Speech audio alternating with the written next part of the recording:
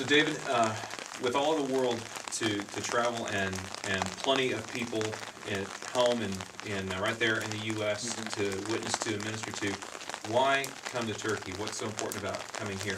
Okay. Well, Turks assume that everything that comes from America represents what it means to be a Christian. So what that means is that every movie they've ever seen, every Tupac video, all that stuff is what it means to be a Christian. So we're looking for students who are willing to come and be basically mythbusters and slay all those assumptions of what it means to be a Christian and show them that being a follower of Christ is not just living an immoral life. It's not. That's not what it means to be a follower of Christ. To live something totally different. Okay. Your students can help you. So to be Turk, you told me before, to be Turk is To be a Muslim. to be a Muslim. It's part of their identity. So to be American is to be a Christian in their mind, and that is just. I mean, I can't even imagine living with that assumption. I certainly don't want to be associated with all the stuff I see on TV. Is there any special appeal you want to make to our students to come? Yeah, there's a lot of things that they can do that are really strategic for us. One is praying.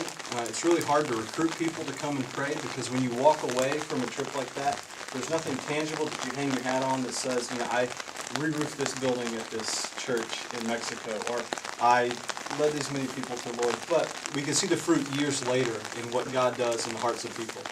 And so that's one of the things. The other thing is just come and open your heart and go deep in relationship with people and share your story with them.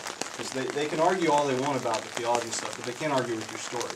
So if you can share your story with them, that's going to touch your life. And one last question I have.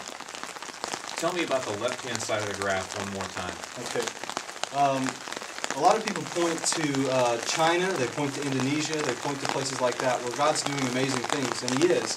But what they forget to mention many times is what happens those decades and centuries before we saw that explosion of the gospel.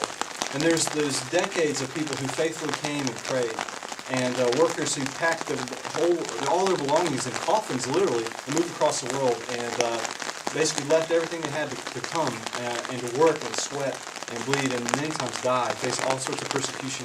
And that's where we are in Turkey. We're on that left-hand side of the graph, where we haven't yet seen that great explosion of the gospel, but we're longing for it. So we're appealing for people to come and join us on the left-hand side of the graph. And what God is calling us to be is He's calling us to be faithful. He's not calling us to count numbers of responses or anything like that. He's calling us to be faithful to the task that He calls us to, and we leave the results up to Him. Amazing. I remember preaching a sermon a couple of years ago about relationships. It's the first sermon I preached all year to my students. I talked about how we are concerned about, as believers, our relationships with God, our relationships with others, and how important that was and how relevant that was.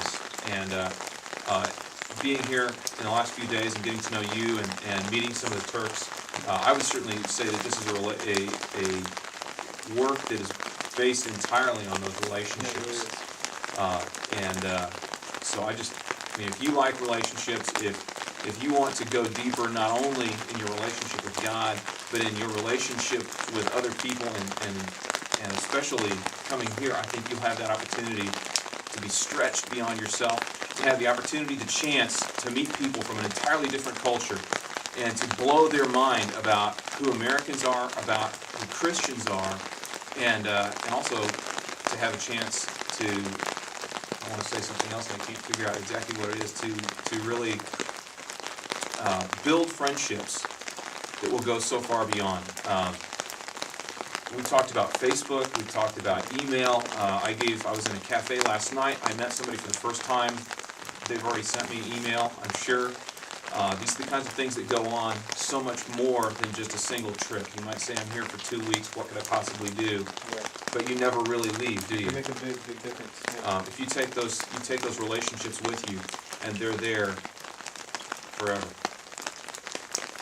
David, thank you. You're welcome.